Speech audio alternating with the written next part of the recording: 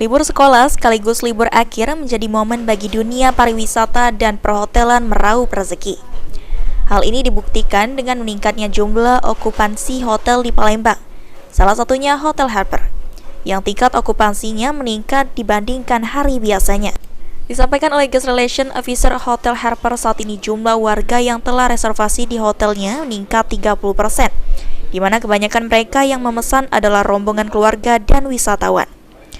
Pada momen libur sekolah dan Nataru kali ini, Hotel Harper Palembang menyediakan berbagai makanan dan promo menginap di hotel. Untuk tahun baru di Harper sendiri itu bertema Back to 19s. Jadi kita balik lagi ke masa 90-an. Itu di harga 375.000, udah net per pax-nya. Tapi kalau mau sama kamar bisa juga nih, satu malam itu udah include 2 breakfast sama 2 untuk dinnernya. Aji Delia, PAL TV.